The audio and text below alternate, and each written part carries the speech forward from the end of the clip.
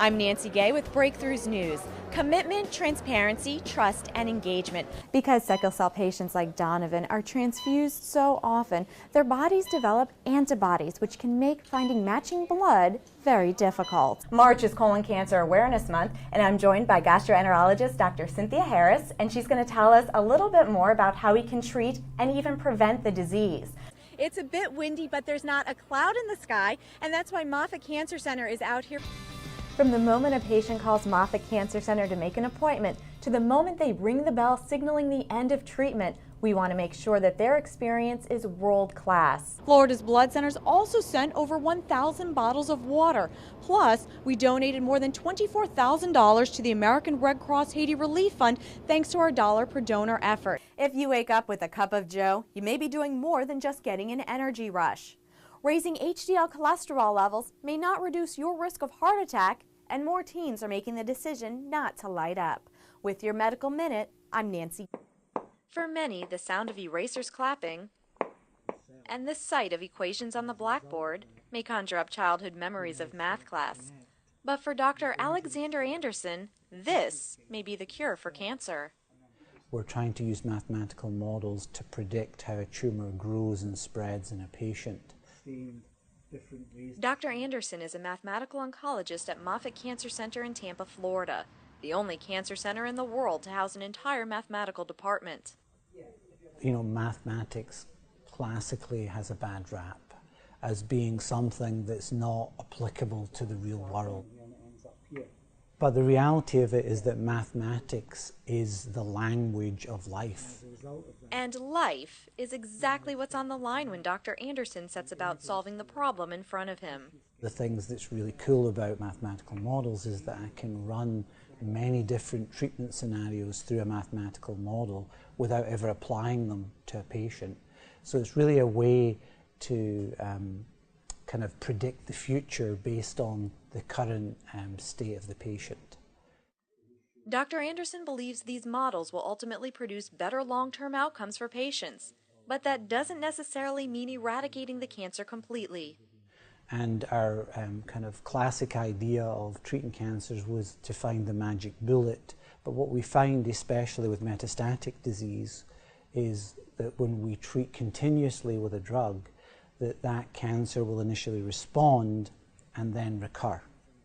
Using the theory of evolution, Dr. Anderson and his team in Moffitt's Integrated Mathematical Oncology Department use math formulas to determine the best course of treatment that allows a patient to control the cancer and actually live with the disease. Basically, by applying treatments in a smart way, which could mean switching them on and off, we can control that cancer much more like a chronic disease. And so that leads to a situation of tumor control rather than eradication, but it potentially gives us a much more longer-term strategy for metastatic disease. This form of adaptive therapy is tailored to each individual patient and is improving quality of life for those taking part in a clinical trial.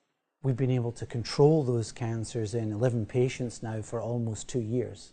Since the patients are receiving a smaller dose of medication, Dr. Anderson says they have a higher quality of life and fewer medical costs. Just some of the benefits of controlling cancer, one equation at a time.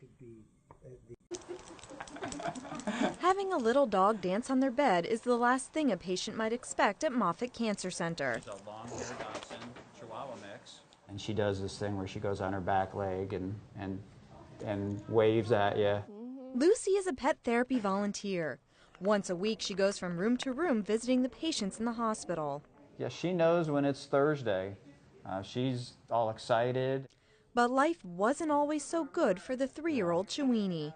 And she was in a concrete, really tiny run, and she was on the euthanasia list. They were full. You like dogs, huh? Spencer Bard is Lucy's owner. Shortly after adopting her, Spencer set the wheels in motion to have her certified as a pet therapy dog. Cancer has a huge impact on emotional well-being. So some of our patients might feel anxious or stressed, worry a lot, and the pets that come and visit them, it really calms them and helps them feel more relaxed. That was my little Chihuahua. And Spencer has seen those healing effects firsthand. I know what dogs do for people, especially people that love dogs, so that's why this was definitely my choice, because I just see how the patients react. Lucy was once struggling to survive, and now she brings comfort to those who may be fighting for their own lives. Past 7 years of his life battling prostate cancer. It is what it is, and you can't run from it. He tried radiation, chemotherapy, and even hormone blockers, but nothing seemed to work. So the cancer is just kind of armoring up, and there's not a lot of effective treatments out there for me at this particular point in time. Prostate cancer cells can inhibit or invade the body's own immune processes. This makes it easy for cancer cells to grow and spread largely unchecked. I have 2 spots on my lower left kidney that are in the lymph nodes where the cancer is. It shows up on CAT scans, and then the next step is that it would start attacking the bones, because that's where it goes. That's why doctors believe Michael may be a good candidate for a new treatment called Provenge. It actually uses a patient's own immune system to help keep cancer cells at bay. Provenge is the first prostate cancer therapy approved by the Food and Drug Administration that uses a patient's own immune cells. And this is where Florida's Blood Centers comes into play. Nurses at Florida's Blood Centers extract Mead's white blood cells via a process known as leukapheresis. Those cells are then sent to a Dendreon manufacturing plant where they're combined with a protein that's found in most prostate cancers linked to an immune-stimulating agent. The combination of the patient's immune cells and this protein makes up the active component of the patient's own dose of Provenge. It opens up the area of personalized medicine, where you can get the right drug to the right individual to treat the right condition. And so instead of receiving the chemotherapy that cures the cancer but wipes out the bone marrow and causes many side effects, this is much more directed. Mead's Provenge enhanced cells are infused back into his body within about 72 hours of extraction. He'll repeat the entire process a total of 3 times over a 6-week period. The key is that it will stabilize the disease. I'm not going to get worse, and so hopefully it'll stabilize me for a while. It'll buy me time, and you never know what else is coming down the pipe. As awareness increases among physicians and patients for these types of treatments, personalized medicine therapies will only increase. Mead's Provenge enhanced cells are infused back into his body within about 72 hours of extraction.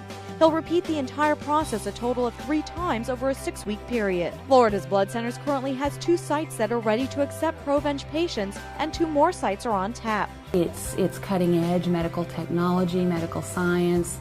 And it's interesting because we get to actually see the patient in these situations. Our main objective and main business is to supply blood to our community and to our community hospitals.